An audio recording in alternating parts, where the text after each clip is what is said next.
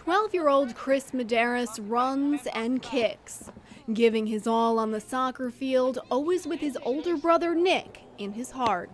He was really a hang loose, take it easy kind of guy. He was just hang loose, easy. He wouldn't worry about many things.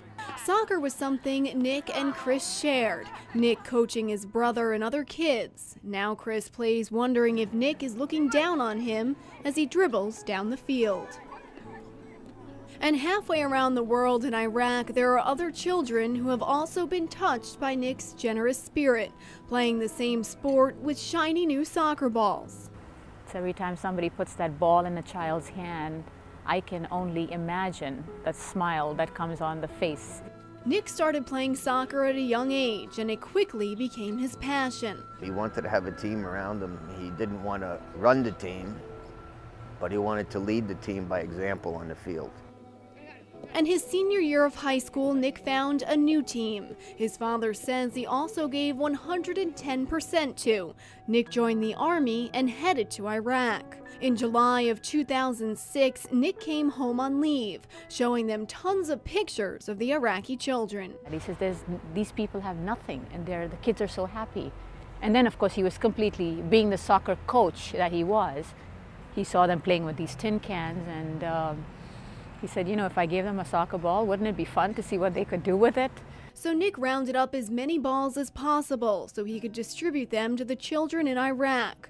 But sadly, on September 3rd, 2006, at just 19 years old, Nick's life was tragically cut short, killed by a bomb before he had the chance to distribute those soccer balls. I think I was just in shock, complete shock, because he just had to come home. He was going to come home.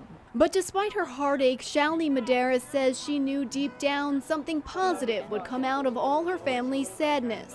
And it did.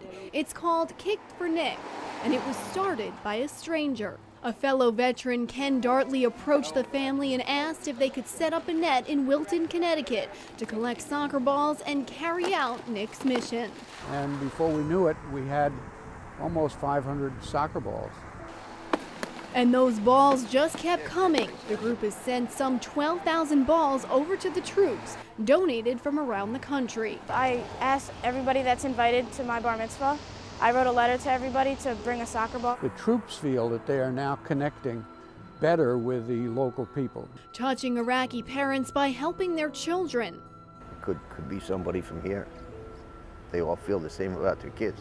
Bill says a parent's love is like a universal language. He and his family signing his son's name on each ball so his loving legacy will live on. Sometimes you wish you could just walk away from it because it keeps getting refreshed in your memory every time you get soccer balls in or something.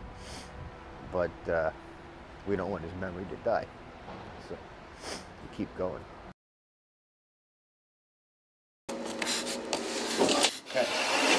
Most people with this disease live an average of 3 years. They say 2.8 after diagnosis.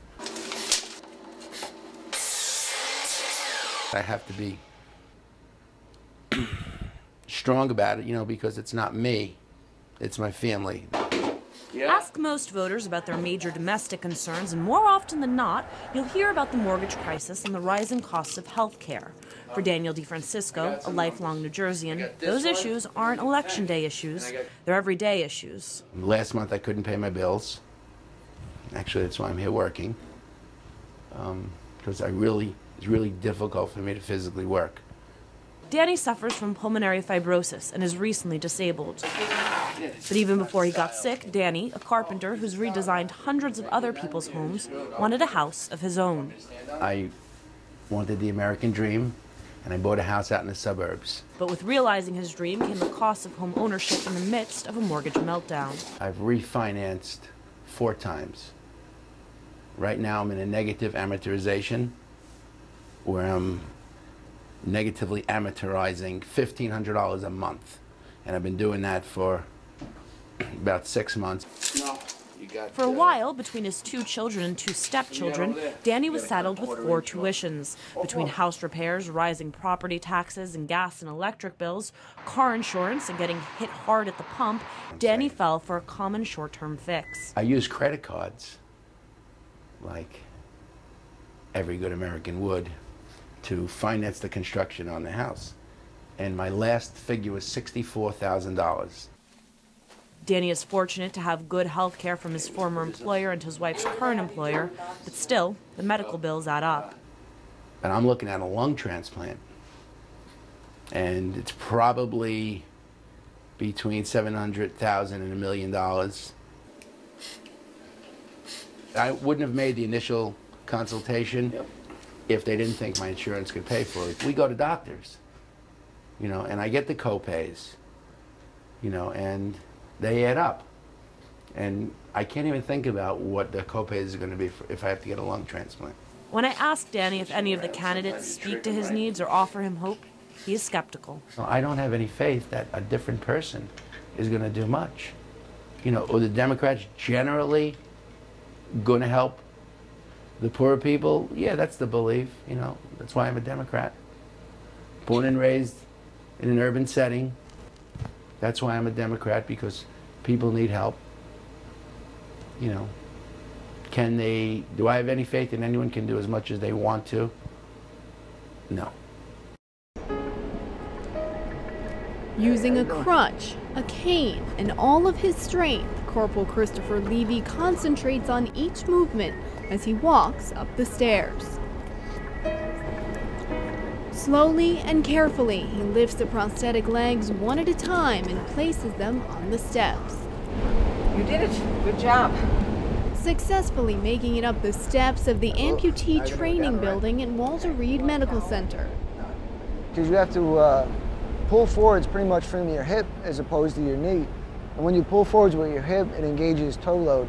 And from the toe load, it'll actually engage the whole process of bending the knee and swinging the leg for you.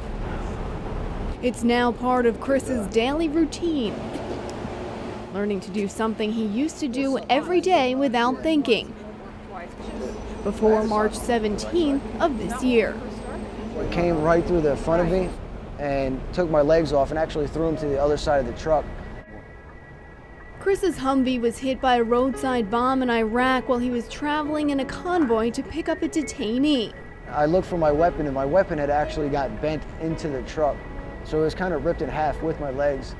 So I didn't have a weapon, I didn't have legs, and I couldn't even open my door because I didn't have a hand to open the door with. Chris says his fellow soldiers acted quickly, one helping to stop some of the bleeding in the truck until help arrived. He was taken to Germany and then back to the States to Walter Reed, where he's been working hard to recover ever since.